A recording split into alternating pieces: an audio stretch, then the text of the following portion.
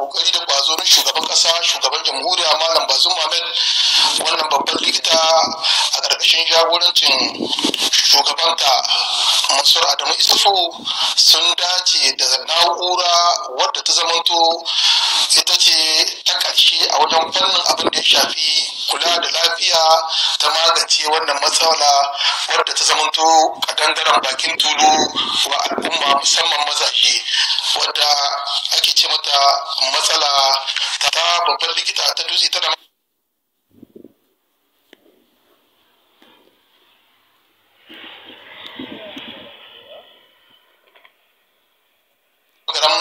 da ke kula da magana wadda shahi mahutsara ya ba mu karin bayani. Tunan muna yin wata operation ne da wani sabon aparai da mun ka samu na yin irin wannan operation. Da muna yin ta ne kamar a gargajiyance a ce abun tun da sai mun yanka cikin mutum mun je har cikin mahitsara mu hiddo wannan ciwon wanda ake ce ma adenom. To yanzu a wagga na'urar da mun ka sa za a iya a hudda wannan abun ba tare da an yi operation mutum ba, haka ba a yi mai kurshi ba a yi mai komi ba, mutane ba su ma gane ko an taba operation shi, sai kuma kwana biyu ne yake yi sai ya ta gida. Shi wannan ciwon abin da ke kawo shi kawai tsoba ne, in mutum shekarun shi sun kawo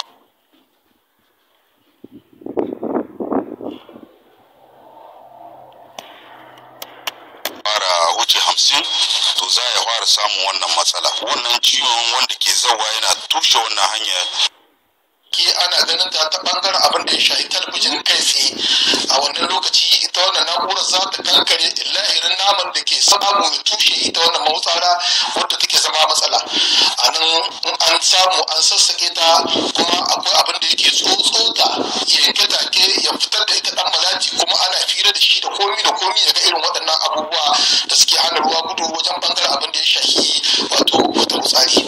Wannan abu ne wanda za a jinjina mushi, abu ne da ya zama to lalle zai karfafa ma babban likita ta dutse ta da magaram tafi su da ayyukanta cikin tsanaki, cikin bin dokoki da kuma umarni na magabata. Asibitin da magaram asibiti ce babba wadda yan malati na difa na agaras wani bi hamma a Nigeria wadda suke jira suka zo asibitin da magaram a kula da su kuma su samu lafiya. Saboda shi ne muke ƙara jinjina ma shugaban ƙasa bisan kokari da yake a yanzu likita sai da kayan aiki. To muna godiya da muka samu wannan na'urorin kuma da wa'ansu wanda muke shira nan gaba muna so a ƙara mana ƙarfin gwiwa a bisa aikin da muke. Shugaba na babban likita ta dutse ta da magaram Dr. Mansur Adamu Isufu ya ja hankalin su likitocin da wanda za su ci moriyar wani abu na lalle a yi amfani da waɗannan na'urori cikin tsanaki, cikin bin dokoki da ka'idodin da aka shinhuda don a jima ana cin gajiyarsu. A ɗan sharin kwa gwamnan jihar da magaran Lawali Amadu Madugu ya sadu da tawagar da ta halarto kasuwar baza kolin albarkatun gona da na kiwo wadda ake ce da ita Sahel Niger, wacce ta gudana a nan birnin Yamai, wanda kuma suka samu babban tukwici, kuɗi na bin kuɗi har miliyan 6. Ga dai takaitaccen rahoton da muka hada a kai. A jimlice jihar da magaran ta samu tukunci miliyan 6 na sefa, yayin da wani makiyayi Alhaji Hamisu Haruna shine ya lashe tukuicin shugaban kasa miliyan 5 na sefa sakamakon kiyaya wani babban sa da yayi da yaunin shi ya kai kilo 850. A bangaren sha'anin hatsi kuwa da ake ce festimil, an jinjinawa manoman hatsi guda 3 da suka hada da na tsadin burin, take ta shirnawa da kuma na kance. Dangane da haka ne suka yi tattaki zuwa fadar gwamnan jihar da magaran Lawali Ahmadu Madugu, inda suka kai tukuicin nasu suka nuna mishi. A cikin fara'a da jin daɗi ne gwamnan na jihar da magaran ya amshi wannan tukuici da hannu biyu. A game da wannan jan kokari da suka yi na samo wannan tukuici har miliyan 6 na sefa a jihar da magaran ɗin, gwamnan na jihar da magaran ya jinjina musu kuma ya nuna matukar jin daɗin shi ganin yadda makiyaya da manoma suke kokarin hiddo da sunan jihar ta da magaran a idan duniya. A ɗan sharin ku a ɓangaren gwanar iya sarrafa jimaka ta hatsi ita ce Hajiya Safiya, inda ta samu tukwici na jinjina na kuma ƙara mata kuzari shika 150 na sefa. Allah nuna mana Sahel Niger ta baɗin baɗaɗa lahiya. Amin.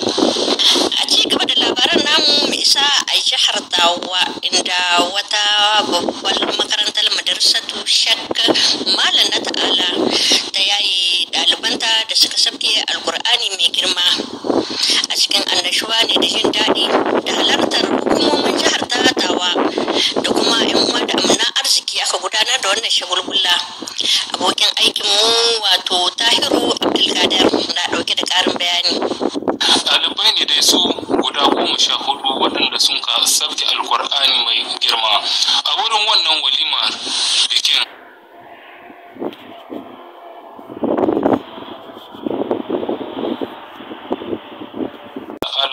Ya muna ƙarin bayani kamar haka.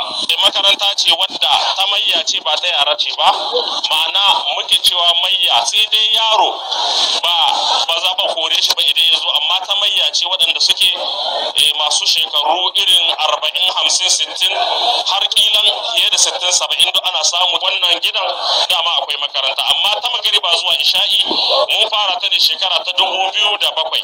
Shekara ta 2007 aka fara wannan makaranta, kuma wannan makaranta daga farko mun fara ne kama koyarwa ta tsakanin magriba da isha'i. An ba da tukuici da lambobin yabo da dama ga su ɗaliban wanda sun ka nuna kwazo da halin dattako. Akwai Abdur'u Dodo, shugaban da'irar birnin Tawa, magajin gari na karamar shiyar da'ira ta 2, yannan inspector na Franco Arab. A ƙarshe an yi addu'o'i da sabka Alkur'ani mai girma saboda kwanciyar hankali da zaman lahiya, tsaro su ƙara tabbata cikin wannan ƙasa tamu ta jamhuriyar Nijar da sauran ƙasashe makwabta baki ɗaya. Gwargwadon labarin da ya sauka kenan a maraicen yau a gare mu, amma da wanda suka taya muka gabatar da shi, ni da na shirya na gabatar ke muku fatan mu kwan lafiya. Ma'assalam.